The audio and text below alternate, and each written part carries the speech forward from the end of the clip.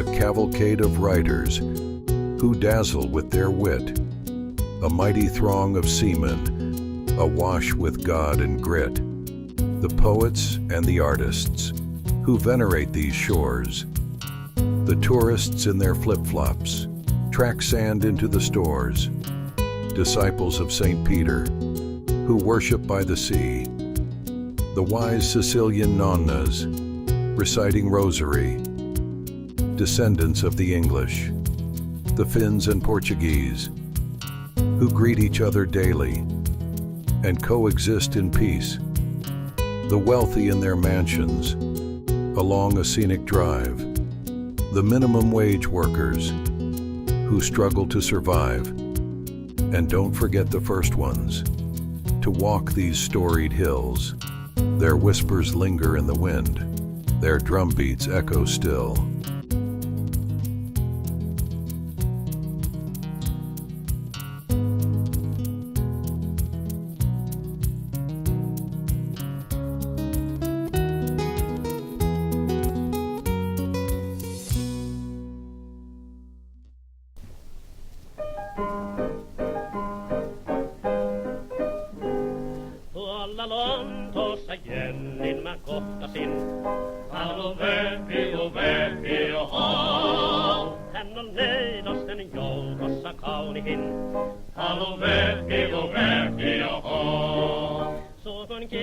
Well, here we are again on another show, another episode. Right before Christmas, too. Happy New Year. Anyway, this is Wayne Soiney, but I'm joined by Sharon Love Cook. From Beverly Farms. I came all the way. All the way. She's the furthest, traveled the furthest distance. Right. And that's right. Laura Ventimiglia. Yeah. And I've got to say, we've been talking about surprises. Just as we start, I'd like to tell a story about a surprise that happened in this realm. And Laura was part of it. Tell us. Oh, no, you want me to tell you this just now? Okay, I haven't heard that one. Well, you were in it. The theme Oh, is... this one. Oh, yes. Unless you want to tell it. Oh, no, Laura, because you're the one, it was your... Well, I can tell it from my point of view, and you can tell it from your point of view. Good idea. Well, two surprises. Okay. Well, that's right. I'll tell it from my point of view, and then she'll tell it. Yes. Well, it was pretty simple. It was just that Laura said she wasn't going to make today's taping. She didn't think she was going to. And I said, it's always nice when we have three people in the group, and it sort of spreads things out, and you don't hear from the same person all the time. But there was no response to that email. I know. So you were in pessimistic land. Okay. I certainly was. I just assumed she wasn't. And then I thought, well, I'd better show up because Wayne's going to be alone. That would be a good surprise if he was alone. And he said he was prepared to go on. Yeah. I said, and that's quite a burden for one person to carry the show for an hour. So of course, and I told him I would be there. So barring any storms or whatever, I made it here, and I tried to bring some material with me so that it wasn't just Wayne alone, so that we can carry the ball. Mm-hmm. And I arrived, and Wayne was sitting in the beautiful, stylish, all-glass waiting room here at Studio 1623. The green room. The green room. Yes, the green room for us actors. Yes, and Wayne and I were talking, and I was a bit dismayed when I saw he was alone, and I thought, oh no, we've got to be scintillating and exciting and all this, and but I decided the show must go on. I would do it.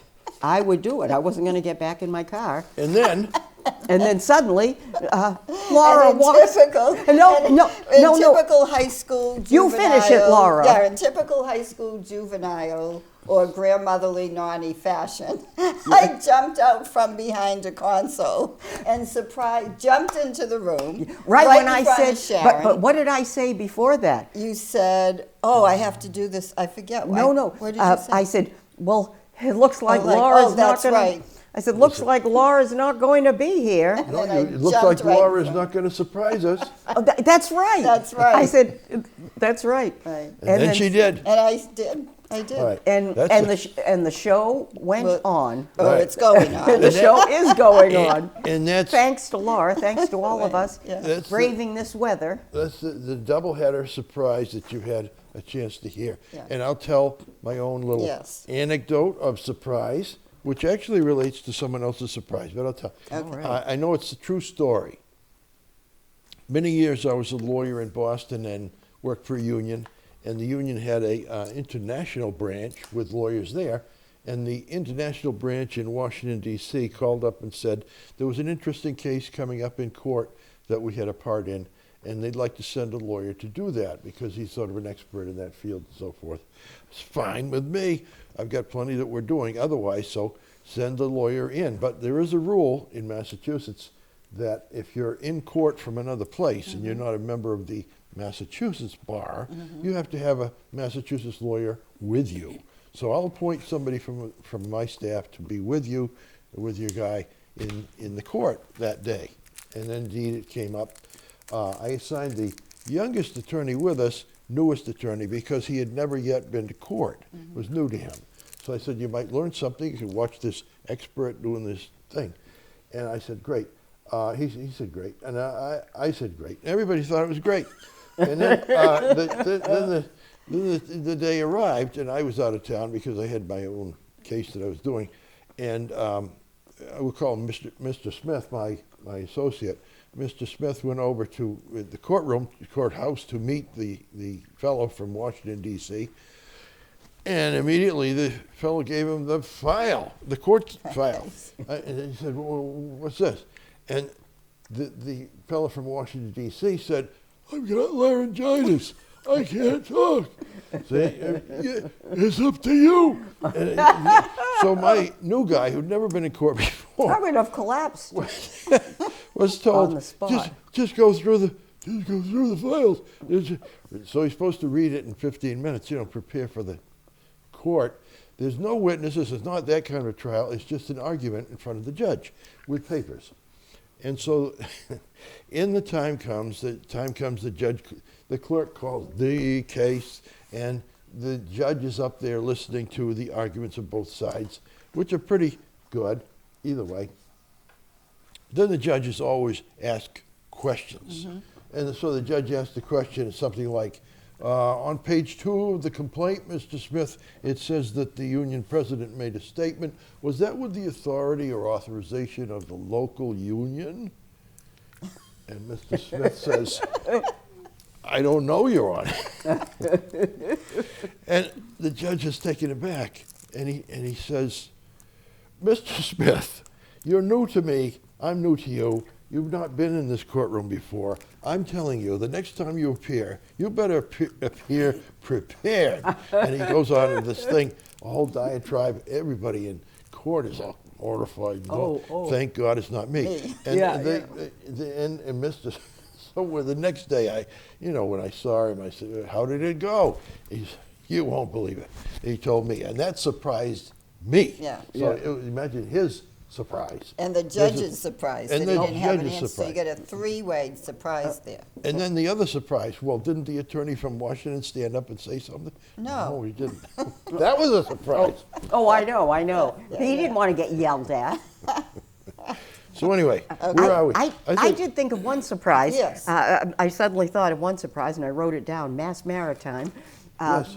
Here's the surprise. When my brother went to Mass Maritime Academy, and at it was summertime, and one of his friends who lived, he was at home for the weekend, and at Long Beach, it was in the summer, we lived at Long Beach in Rockport, and one of his friends was going to come and visit him.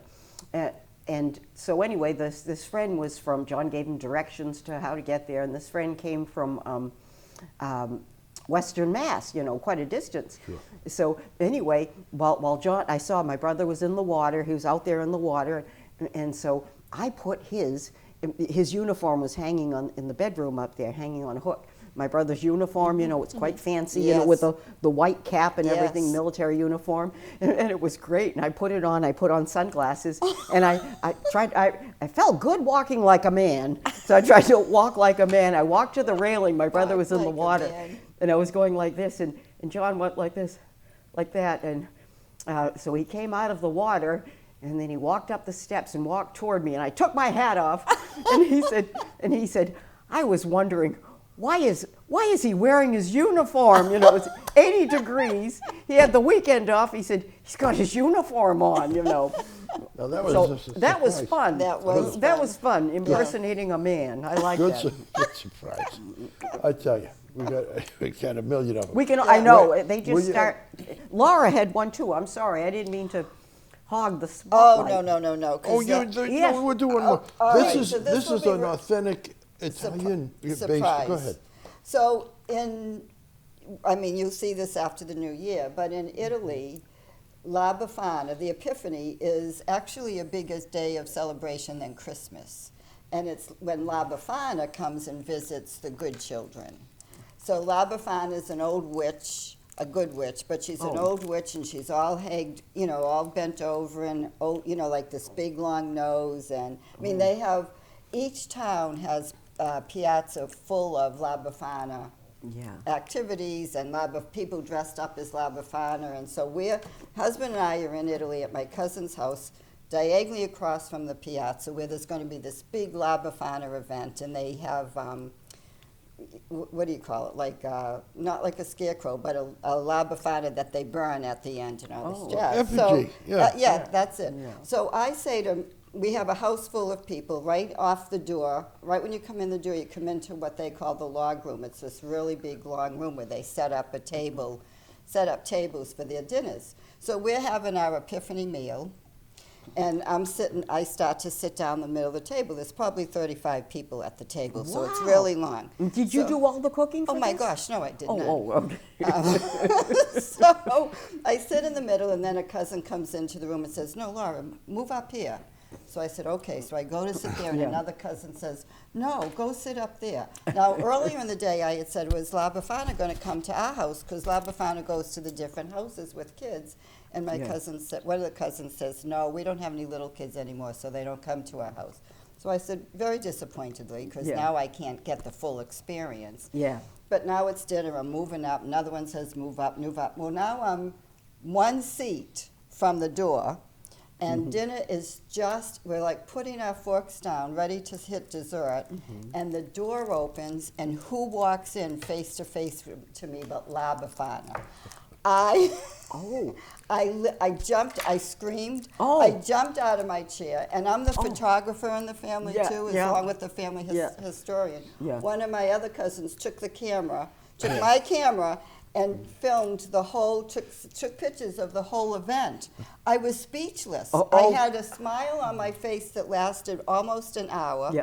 I Oh. couldn't believe all the different things that were happening. It was Hey. wonderful, but it was probably the biggest ever surprise Big in was my it, life. was that planned? Did they plan They that? planned it. They Oh, planned it, and they oh. planned it to surprise me. Oh, Yeah. isn't that funny? And Yeah. you didn't scream when she showed at I the door? did. I screamed then, and Yeah. then I did. I screamed for joy, for Yeah. surprise. Oh, not yeah. A successful frightened. surprise. Yes, it was A An pleasant great. international. Yeah. An I international was going to say an surprise. international tale. Yeah. I yeah. like that. All right, that's All right, terrific. so that's that. We're, the theme is surprises, if we can find any. There's sometimes books are surprising.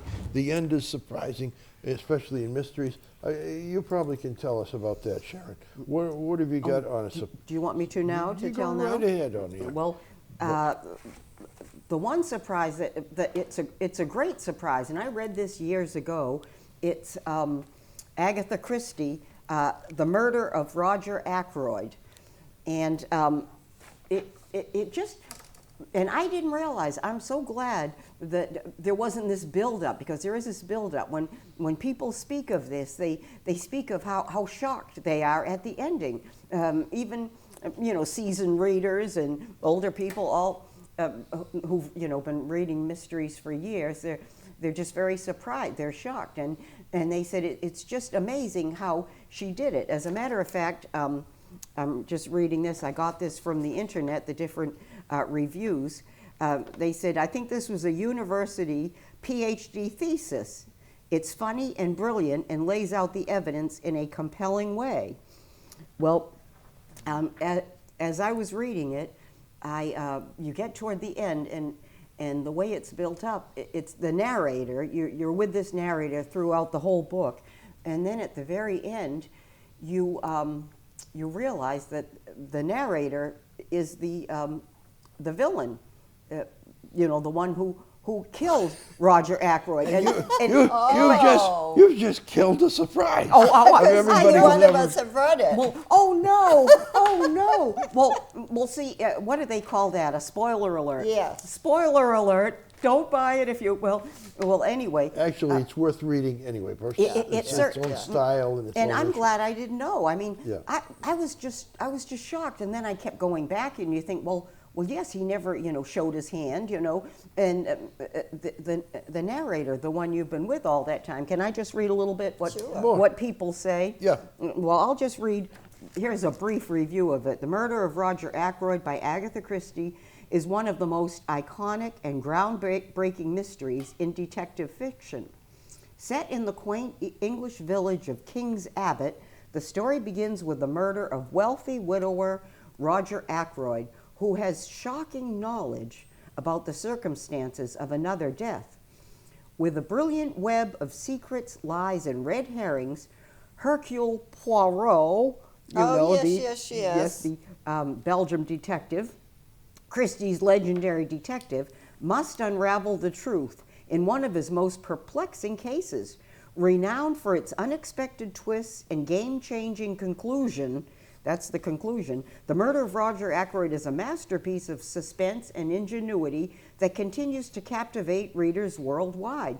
That's true, because you never expect Hercule Poirot to be wrong. He came up with another, with another villain, and he was wrong. You just don't expect that. We should say, Sharon, for the people who may not realize it, this is such a classic. It isn't from last year or 10 years ago. This is going back to right. 1930 or something like that. It certainly is. 1926. 26. Wow, So it's wow. it's 100th anniversary. Next year. 2026. Yes. So right, you feel right. that That's a book that can sustain itself and still be interesting for 100 years is quite a book. If anybody hasn't yet read it, what did you call Who Killed Roger? The Murder of Roger Ackroyd. Is that the title? The Murder of... Yes. Okay, Murder of Roger Ackroyd. And to say more, there's a bit of a... Okay, and different people left reviews. She said, I certainly thought that Dr. Shepard's actions... Now, Dr. Shepard is the narrator. You think, he's a doctor in this little village. He's the narrator. He's the fugitive. What's that? Dr. Shepard is a fugitive. He's a fugitive.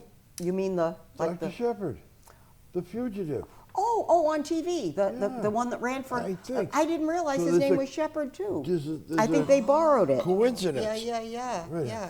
Play on words. I certainly thought that Dr. Shepard's actions were weird and that Poirot was acting funny in this book. And at some point, I realized what all the evidence was pointing at. But I was like, certainly, that can't be it. This would never happen. So I must be missing something. That's what you thought. You think, oh, no. Probably one of my favorite of her novels. And someone else said, I think the fact that I have read over 20 other Agatha Christie books before this one was what made the twist so surprising. I was the same way. I'd read about 20. Growing up, I would randomly pick out one of her books from my grandpa's shelf to read. Oh, Grandpa. Why is it Grandpa? I guess back then they were new then to the grandpas. These books were new then. Sure. So I never knew this one is considered great because of the twist. Goodreads said, considered to be one of Agatha Christie's greatest and also most controversial mysteries. The Murder of Roger Ackroyd breaks the rules of traditional mystery. And I'll just tell you what happens just very quickly. It said, the peaceful English village of King's Abbot is stunned. The widow Farrar dies from an overdose of veronal. Now, veronal must be an old poison or something. Right. I'm not familiar with that, not around today. Not 24 hours later, Roger Ackroyd, the man she had planned to marry, is murdered. It is a baffling case involving blackmail and death that taxes Hercule Poirot's little gray cells before he reaches one of the most startling conclusions of his career. And you know, as I was reading this and getting these reviews, I was thinking, this reminds me, I think someone, Hollywood, copied this. You know the movie The Sixth Sense? Yes. At the end, you realize it's Bruce Willis and then that little boy Haley, whatever his name is. He's grown. He's a grandpa now, probably. But then you watch this movie, and at the end, it was kind of. I really felt like I'd been kind of cheated, and at the end, you realize that Bruce Willis is in all these scenes, and in the scenes, he's a ghost. He's dead. Right. He's dead. He's not even a real person, yet we see him as a human being. We see him, and we realize that at the very end that he's dead. And I think they sort of copied that idea, that switch at the end. But I did feel cheated in the movie. I thought, he was always, fully shown. They never showed him as being kind of, transparent or whatever. We never thought he's a ghost. So I think they tried to pull that switch. How often do you get a chance to see dead people walking around? That's pretty amazing. Anyway, no, that's good. But he didn't look dead. Further to Laura, okay, because she has some surprising. Well, go ahead. It was a surprise to me. Not as much of a fun surprise as La Befana in January in Italy. And this is not going to be a surprise to you because you're so brilliant and you're a historian. That's a surprise to me. No. Yeah. Go ahead. He's looking for a raise, I can tell. That Christmas bonus. He deserves one. So we all are familiar with World War II and the Nazis stealing and ruining artwork from the various European countries. Yeah. And in fact, in Gloucester, we have our own. Gloucester has its own Walker Hancock. Walker Hancock, the Monument Man. Yeah, that's right. Monument Man. And I've talked about this before on the show, the Monument Men. Yeah. And one surprise to me when I was talking about it was the Monument Women, that there were also women involved. And that was what I was talking about, the Monument Women. Excuse me, Laura, you don't mean the fishermen's wives who put up their own statue? No. These are the Monument Men and the Monument Women who were sent as part of the United States Army and other countries in World War II that went into Italy to recoup and repair the famous artwork that the Germans, the Nazis, had destroyed during the war. Oh, and even the war was still going on, but they were right. trying to save them. Save them. So it was those who don't know, there's a whole movie about it. I believe it is The Monument Men. Monument Men. Oh, that's what it is. It's based upon the book, The Monument Men, and so forth like that. Right. But so it's quite an exciting and inspiring story about the rescue of artwork under circumstances where everything else is going wrong in the world, and you still care about seeing these artworks be preserved into the present generation, and that's what they were. And in fact, the book that I talked about then was called The Last Masterpiece. Yes. And it was by Laura Morelli, which I just actually read another book by her, again about the same topic. But that's when I learned about the Monument Women, that there were women involved in that movement too. But that's not the surprise that I'm here to talk about today. What dangerous work, really. It really was. But so recently I was surprised also to learn that during World War II, the Nazis not only stole artworks and ruined them and destroyed them, they also stole the literary works of Jewish authors. Now, I know you know that. You knew that. I would have thought they destroyed them, but go ahead. Well, that's an interesting thing because in 1933, this was after the Germans had, taken over. No, they hadn't yet taken over Austria, but they had, it was during the war. Like they had already gone into these other countries, Okay. and so the Nazis were burning books and they were banning books, and for many, many years, that was all we knew. But more sinister than that, in the words of Karina Urbach, more sinister than that, the Nazis would publish Jewish authors' books under Nazi German names. The literature was so good, they were going to make hay on it. Yes, I see. yes, I see. because the books were Yeah. selling well, and they were going to continue. They were going to make money on it. They were going to make hay. Which I heard as a first expression when I was in my doctoral program, and one of my professors came from the Midwest, and his father would say to him when he came to Boston as an academic, "So did you make any hay today?"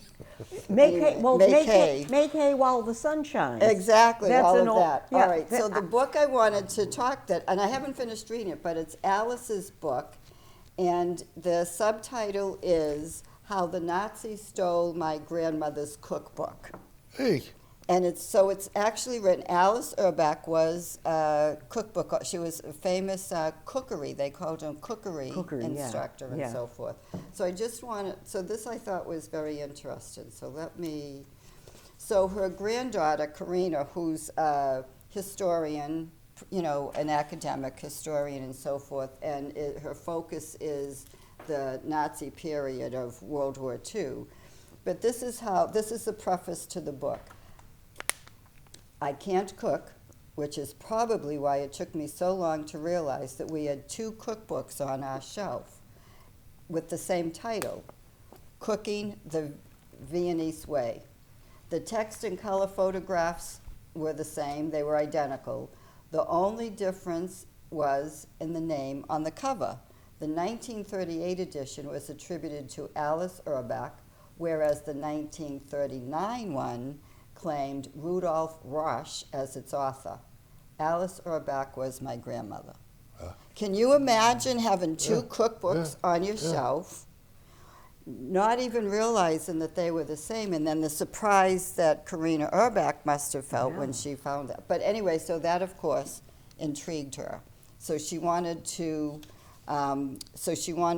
learn more about what happened. I did look over this book in the library. yes. There's one copy available in German Of the of this book, of Alice's cookbook book. or the- No, Alice's book. Alice's book. Alice's book. In And German. that would be the fraudulent one, then, No, right? no, it's the original because her granddaughter is German. Okay. And so it was written in German in 2020, and it was only translated in 2023. But believe it or not, I requested it from the bookstore on Main Street in December of 2024.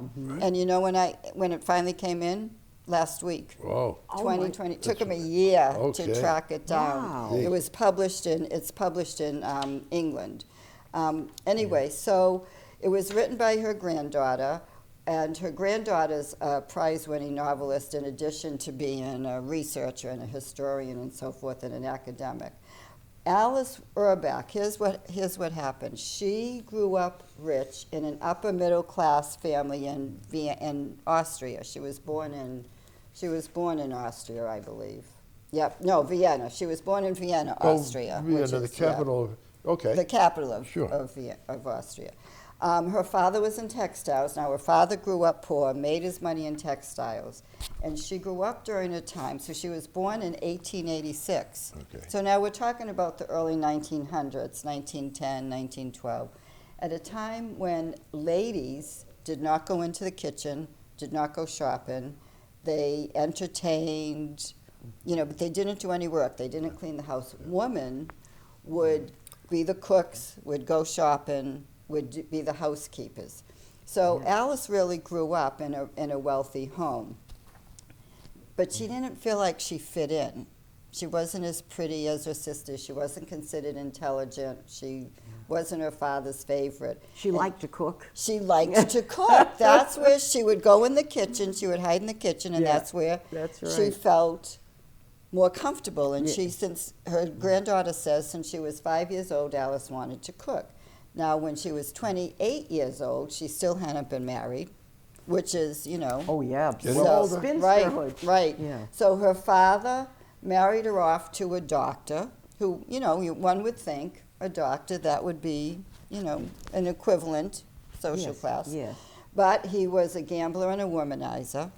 And Oh, and dear. Alice was so relieved, very relieved, when he died after being married about 6 years. Oh. Now, she had yes. 2 sons with him, but so she's now a single mother with 2 sons and in debt because of his gambling. And Oh. she came with quite a sizable dowry. Oh, no. And he went through all of her money and all that other jazz. But the thing is, so this is all like, This is an amazing, intriguing development on the way to a cookbook. I know, I know. but it's I her, know, all it's her that to- like it's understanding her life and her background. I know. Well, I have my notes. Yeah. Okay, so her cookbook was stolen in World War II, but leading up to that, so go back to post World War I. This is how Alice got to be famous. Sure. In post World War I, the countries were destroyed. There was devastation. There was food scarcity. So the rich lifestyle of the Viennese Was over. Yes. was over, Oh, right? They're right. living in poverty, all this other jazz. Now comes the 1920s. Like, what do we have? We had the Roaring Twenties. Yeah, Roaring Twenties. Roaring Twenties. The So jazz they age. had, by the mid-1920s, their rich lifestyle picked up again, and because they had gone from being rich to being poor, now they were overindulging. They were back into that rich Oh. lifestyle. Everybody except Alice. So Alice is still a single mother of 2, living a very poor life. Doesn't know how, she's having a struggle surviving, Wow. Anyway, so now How did her sons do? her sons were okay. I mean, they were young, so they were Yeah, young then. yeah. And they ended up being fine. Oh, good. As fine as Good. fine can be. But anyway, so now the Viennese have returned to their rich lifestyle. Poor Alice, but she can cook because she always had that interest. And so her sister, who's very rich and wants to have all of these parties, hires Alice to cook. So the little, we call them finger sandwiches, but the petit, like the little sandwiches with the Yes. toothpick and so forth. Alice created those. And she created them for the women who were going to her sisters, Yes. who were playing bridge and didn't want to put their cards down or stop playing to eat. So this way they could hold the cards in one That's a hand very and eat with the clever other. idea. Right. Yeah. So during I like this, that. she also, I hope they remember to take the toothpick out. well, I You do know, too. that's right. Well, that would have stopped the card game. Would have Playing stopped the bridge. trend. It would have. But she also, during this period of time, took in women boarders and taught them how to cook in her kitchen. There was so Wow. much interest, she went to a couple of stores, appliance stores, and asked if they could use their test kitchens. Yeah. Yada, yada, yada, all that She was jazz. really ahead of her She time. was ahead wasn't of herself. she? She also was so ahead, she developed takeout meals.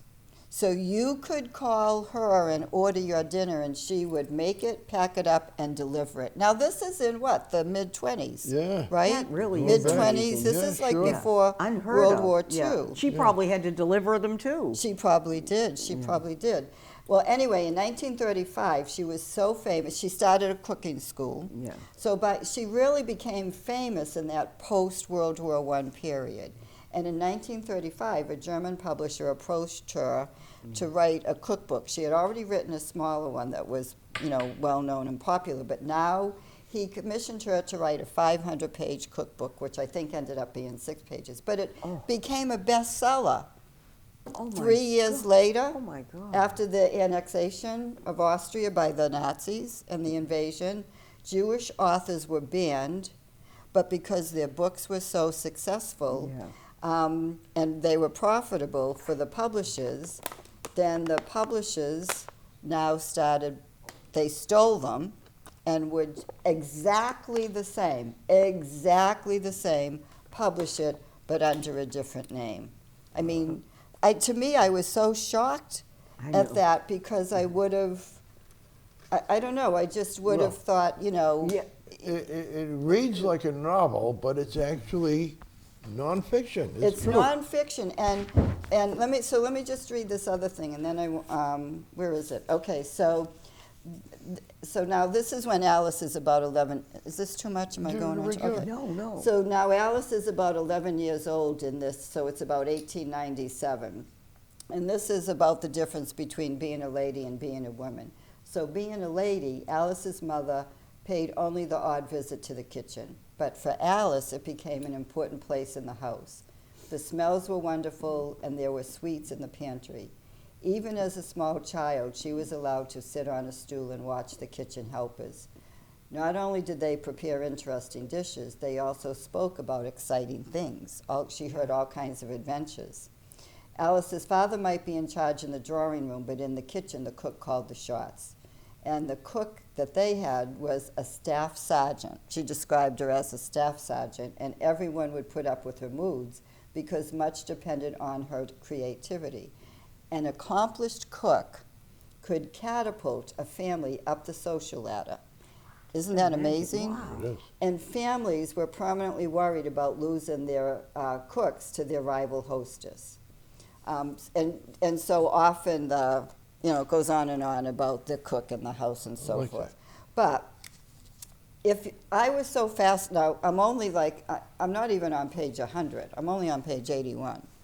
Because it's very, I don't want to say heavy or deep, but you have to sort of work at putting yourself in that time period and There's associate a with lot of things going on at once. Yes, Good for you. yes. So one last thing, if anybody's interest like I was, so now I Googled Alice and her granddaughter, Karina Urbeck, and what I found was a video on YouTube of Karina being interviewed and doing a class via Zoom at Brandeis University.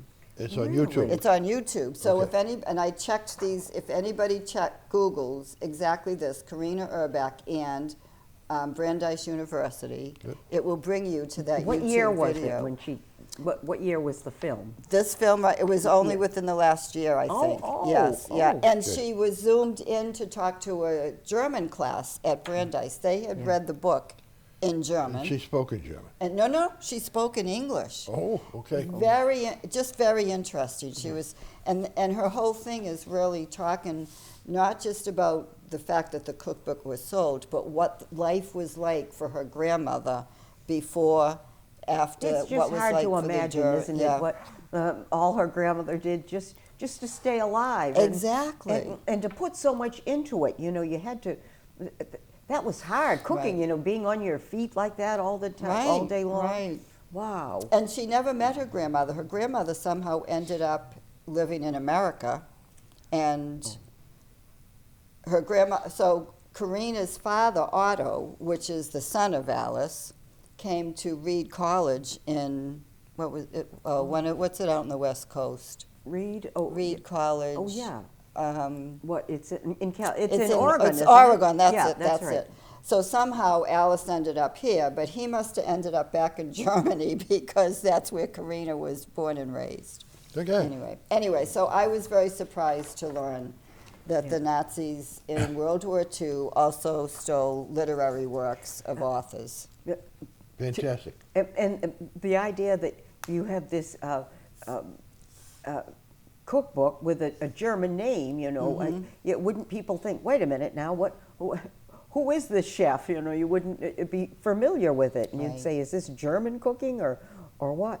And interestingly, the recipes, there's pictures in here from the cookbook, and they're just straight typed pages. But all you can see in the cookbook are her hands. Yeah. You never see her face, so there was never any proof that Yeah. way that she That's- was actually that's the right. cook who did. It's very interesting. That's right. And those recipes, that's not no quick steps in those. No. Quick.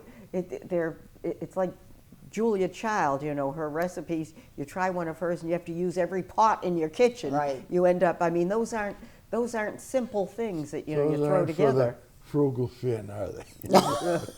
Oh, no. No, that's for sure. That's a good one, Wayne. All right, what have you got? What have All you right. got? Well, this one, some of us have seen a TV series about James Garfield, President James Oh, yeah, Garfield, okay. and his assassin. There's two actors who are wonderful in it. Oh. It's a movie on television. It's a TV series.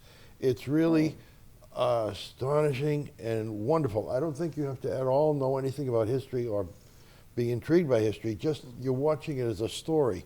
It's a fantastic. And what? It's like the Raiders of the Is that Lost Ark. PBS or is it No, it was a regular. Ju- What a was it? regular? Jeez.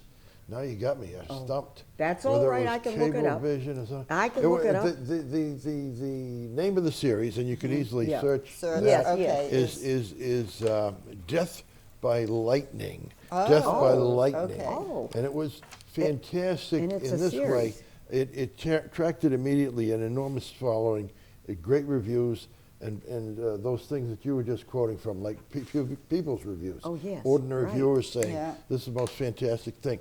Why they liked it, I think, was twofold.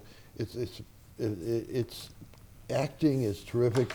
The man who played Garfield and the man who played his assassin did a Okay. terrific job in those roles. One required the assassin to the assassin actor who played the assassin had to be this combination of creepy and crazy, and he had to do it in a way that would nonetheless not offend you or say, I don't want to watch this anymore. He Yeah. did this a terrific job. You just following him, and you really you feel a soft spot. I'm sorry. You actually feel sorry for this poor assassin because he ended up killing somebody for reasons that he was so crazed by the idea that he could change the world. He was ready to make essentially an inauguration speech. You know, when he killed Garfield, he was hanged, of course, after Yeah. a trial. But there's all kinds of things that would say to me. I knew it was based on a book, but I said the movie is just so well done. Okay. And adaptations can take off and soar, and they can be great. And the book behind it can be rather dull and not particularly interesting. They just made a lot out of it in Hollywood. Okay. Not so. My surprise. Okay. This is the surprise. This book is perhaps the best book I read all year. Any Really? kind, fiction or nonfiction. Reads like a novel, tells the Really? truth, a surprise every page to me, and I'm a historian who likes to Right. read about history.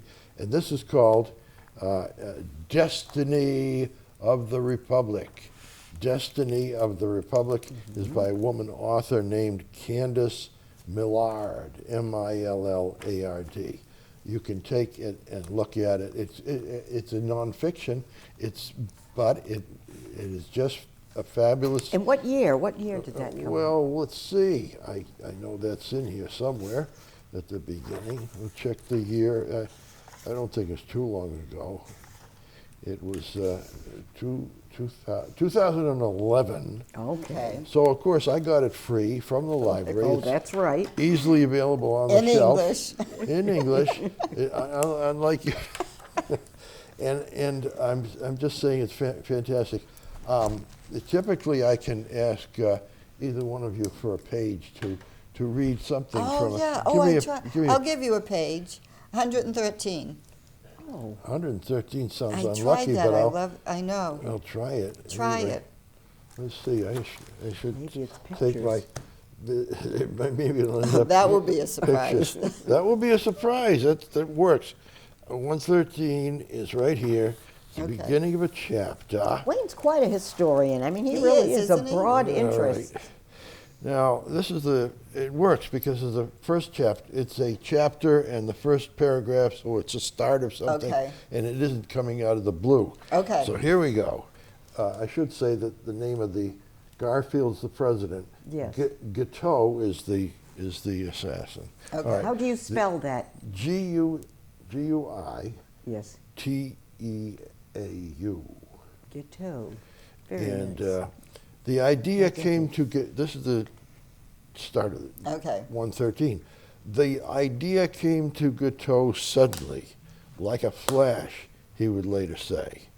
On May 18th, 2 days after Conkling's dramatic resignation, there's a villainous character, that politician who resigned, that makes a difference, but after Guiteau, quote, depressed and perplexed, wearied in mind and body, unquote, had climbed into bed at 8 p.m., much earlier than usual.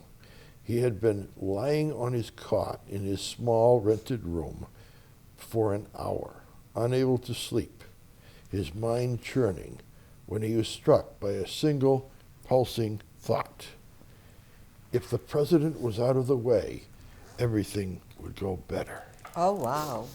Now, you picked a good one. Well, That's powerful page one. Yes, writing. that's right. Powerful writing. Yeah, I mean, you can write know. that in a way that would be pedestrian. Yeah. And write that Yeah. in a way Yeah. that it's dramatic and it ends with a surprise. Oh my God. Yeah, Even though you know this guy, you know from page one, and you knew from the beginning of the TV series, Right. you knew he was going to assassinate. Nonetheless, it all unfolds as, oh my God, how's this going to happen? What's this going to do? Give me another page. I'll do one more. Yeah. All right, let me see. Decisions. 247. It 247. has to be just right. If there is no 247, Oh, there this is- book stops at no, let me- no, no, there isn't. is one. No, there Shall isn't. I find It it? doesn't- doesn't go. Oh, 247. You said 247? Yes, that's right. Why didn't you say 247? 247. That's what Why I didn't did you say it? You said it. 247. Okay. I'm getting Do you it. have It's it? right here. I'll It's have to- another. Oh, it's another beginning chapter. It's another chapter. Good, It's okay. this one is the epilogue, and you picked a good one as Ooh. usual. Oh, yes. 247 works That's perfectly. right. I knew it was. Just read the paragraph. The death of Charles Guiteau, which was greeted by a triumphant shout that echoed throughout the courtyard. He was hanged in a courtyard with a lot of witnesses. You know, it was open to the They public. wanted to make as sure. entertainment. People wanted to make sure he was gone. Yes, It was echoed throughout the courtyard. It was picked up and carried by the crowd, pressed against the prison walls. Accomplished nothing. The death of Guiteau accomplished nothing. It did not prevent future assassinations, brought no solace to the heartbroken nation, Yeah. no comfort to his widow or children, nor any lasting satisfaction to those who had screamed for vengeance. And it goes on, certainly, on beyond that.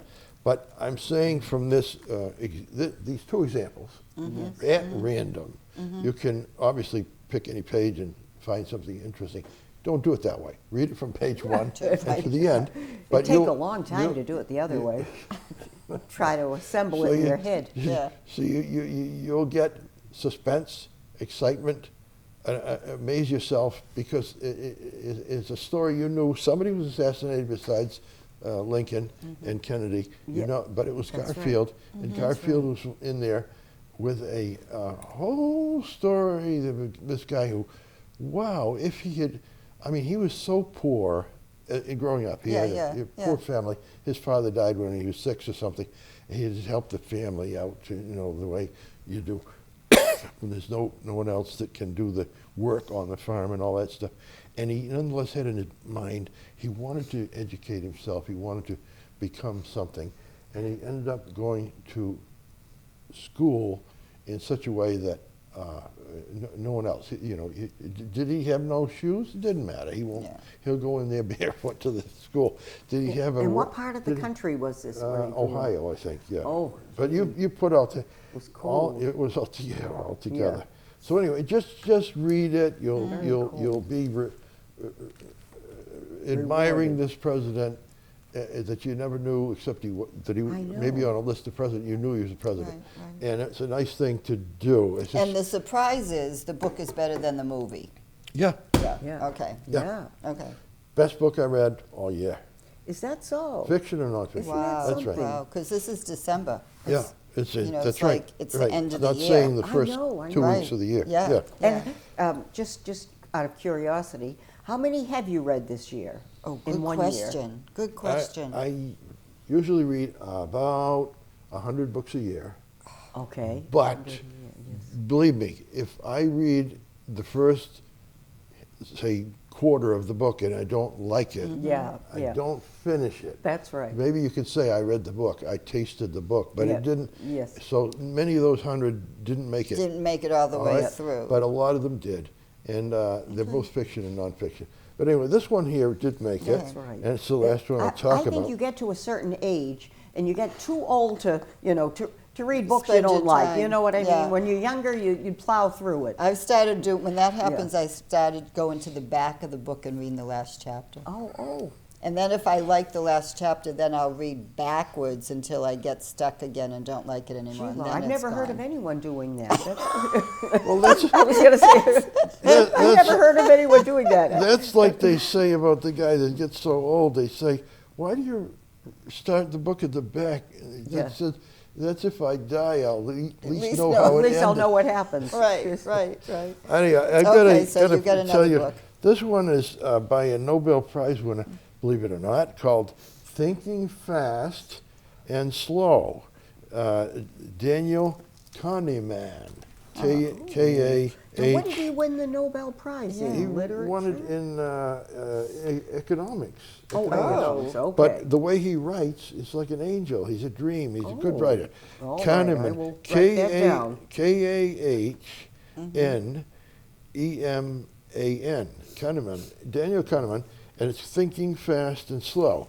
With a quick, which one is better, Thinking Fast or Thinking Slow? Well, I have ADD. I know that might come as a surprise to you, but it's... Well, this is the show for surprises. Oh, that's right. Here's my surprise. Surprise, yeah. I know, you're shocked.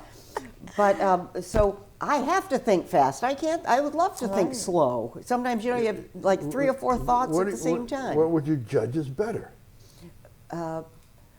Well, it's all according to what the outcome will be. Good. I mean, if you're on a sinking ship, it would certainly fast. help to think fast, You can't beat that one. Don't ask me to beat that one.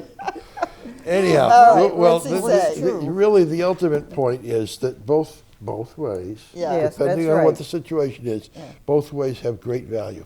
Thinking fast and thinking slow. And all of us are programmed in our minds to do either one. And obviously, may I say, okay, something, any decision, anything that you're going to have to decide comes at you. The first one, I know. the first one to click in your head is always going to be the Right one. fast one. Oh, the fast Yes, Fast oh, one. obviously, And yeah. then, but not too far behind, but eventually coming along. Yeah. The slow one will be the one that sort of second guesses and mulls it over and it is there to help you too. It exists. Excuse So, me, Wayne, yeah. may I say something here? Just Go ahead. interject something? The last time we met here, I talked about how I crashed into that window in Yes, downtown Gloucester. yes. Yes, My yes. first thought was, oh my God, look what I've done. My parents are going to get in big trouble. This is going to cost Because you a were only lot. 14. Were you But 12? 12. 12. She was 12 years old. And I went through Snuck the out went of a through store. the door, walked Yeah. through the door, and all the glass shattered around me, and the blood dripping down my lip. Well, anyway, I ran. That's what I thought. Had I thought slowly, I would have thought, now wait a minute. They're not going to expect a 12-year-old to pay for this door, you know. Well, you might have said, see? I should check out my It's damage reaction. here if I'm bleeding. You forget Right, there right, are right. reactions. Your body's having all this right. panic reaction. Yeah. I'm just going to mention, this is from the usual book flap blurb that they have, that Kahneman takes us on a groundbreaking tour of the mind and explains the 2 systems that drive the way we think. System 1 is fast, intuitive, and emotional. System 2 is slower, deliberative, and logical. So Kahneman exposes the extraordinary capabilities of fast thinking and slow thinking as well. Let's see, engaging the reader in a lively conversation. And this book is written in a conversational way. Kahneman reveals where we can and cannot trust our intuitions and how we can tap into the benefits of slow thinking in all decisions made in business, made in personal lives, whatever the decisions are. So it suggests at the end, Thinking Fast and Slow, this book, will transform the way you think about thinking. And I've got to say, I recommend it that way. This is free. It's from the library. You can get it.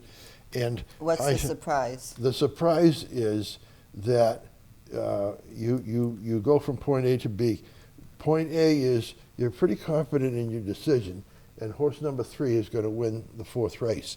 But then if you read this book, you just say, maybe it won't. I wonder, I'm thinking harder about what to do with my $2, whether to put it on this horse race or to do something else, like buy a hot dog, which is, concrete and tasty. But this idea of thinking fast or slow encourages us to be humble, encourages us to not be so sure and confident of our self or our opinions. Some presidents are like that, where they're overconfident. They believe so much instantaneous. They've never been wrong, and they're great. You say, no, wait, read this book, and come up and say, maybe there's another way to look at this than the instantaneous reaction that I have to the thing. But you guys know what I'm talking about, and you have a chance to study this book by a Nobel Prize winner for nothing in your leisure hours, between grandparent duties and cooking and all that everything that you're writing books that you do. We're almost at a point where we have to say goodbye until another session, which should be. In the meantime, a new year. You're writing. Yes. You're writing things. I hope you're working on a mystery in Granite Cove. Yes. What's the slogan? If it's free, it's for me. But wait a minute. In the minute we have left, Oh. how do you keep the surprise of who done it till the end? It's very, very hard, and oftentimes I don't know who did it. That's a good way to do it. I'm That's a trying to good work way it to out end. myself. I'm trying. That's a good way to do it. It's midnight in Granite Cove. Only the sea clams are open. That's it. That's what I wanted. I like it. And it may well be. And Laura, you can have a profound thought at the end. Oh, too. I don't Slow think or fast? Slow or fast? Yeah. I don't think I have a fast, profound thought. It's good to have smart people around you. You know? It is. So I will say that Sharon's mystery books always end up as the whodunit is always a surprise for me. All right. Oh, Really, no matter Thank you. what the book is. well, thank you, Yes. Laura. Goodbye until next time. Thank you. Tuolla Lontoossa Jennin mä kohtasin. Halo Vepi, oho. Hän on neidosten joukossa kaunihin. Halo Vepi, oho. Suukon kirsikka silmät niin mustat kuin yö. Ja ne loisti kuin tuikkiva tähtien työ.